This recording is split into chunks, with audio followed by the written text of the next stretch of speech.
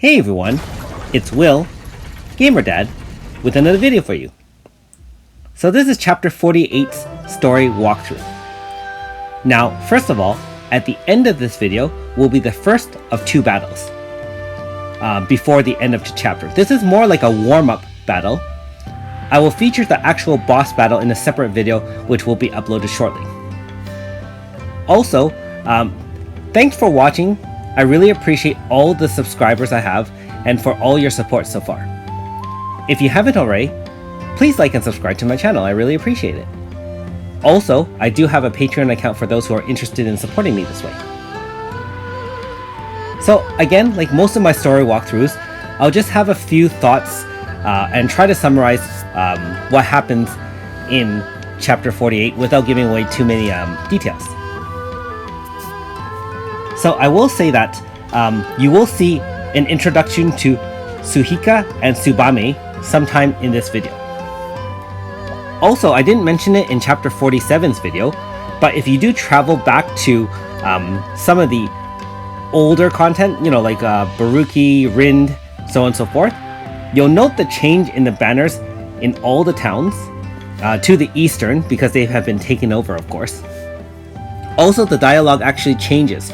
So some of this content and dialogue may change back once you finished this particular update. So keep that in mind. Now, with this particular chapter, you do have to find all the main characters.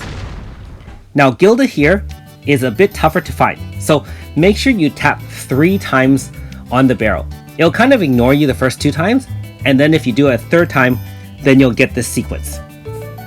Now, as to the rest of them, you can feel free to explore on your own, or you can watch the video to see where they are. I will say that their situations and the dialogue between Aldo and each of them are hilarious. Again, I did mention this earlier, but I really do like how, even though it's not really needed, they expand on the personalities a lot more with every interaction. And so, again, I really give the writers applause for doing such a good job, both in writing for the Japanese version as well as translating for the global version. Now, also of note, within the town, you can actually speak to Shigeru and he'll ask you your taste in dango.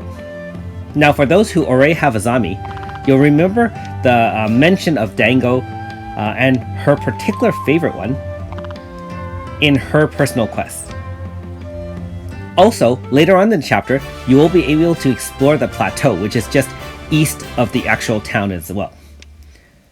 And finally, you'll see Otoha in the cat shrine, which will be signaling the end of chapter 48. If you do have them already, or if you don't, you can try to do their personal quests to find out the significance of the location as well as the dialogue as well. Because, you know, for those who don't know, if you have the character, the dialogue between your party and the character is a little bit different than if you don't have the particular character. And that goes for all 4 and 5-star characters throughout all the world. Also keep in mind that you cannot encounter the character to speak to if you have it in your main party that's active. Also note, in Azana Town, which is where we are right now, there is a photo op near the middle of town. And if you see those kind of little holes where you can kind of pose behind, if you press the middle of them, your characters will kind of do a pose and you can kind of take a screenshot or just kind of enjoy that. Now, there's a similar area in Total Dreamland as well, for those who missed it the first time. Also, they have now expanded the map feature since there are now 2 continents, the Eastern and the Western continent. So, not much of a change there, but obviously it's needed since we are exploring quite a bit more of this entire world. Once you finish finding all the heroes, you will be allowed to explore east to the cat shrine. And there are new mobs as well as 1 new horror to attack. Now, the mobs themselves are level 66 and do have various weaknesses. Of note, fire and water do injure the mobs a little bit better, and depends on which ones, of course, but they do have weaknesses to that. So you want to bring a team that has those two components in it if you want to make life easier for yourselves.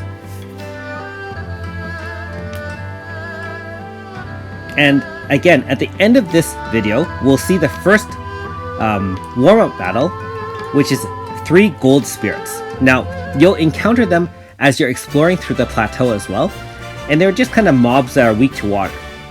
This so-called boss battle, they have a little bit more life, but again, pretty easy fight.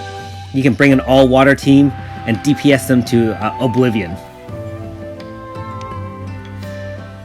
Anyways, like most story videos, I'm going to stop talking now and let you watch the rest of the video in peace. Make sure you catch the actual boss battle video, which will be uploaded next. Thanks for watching. We'll see you next time.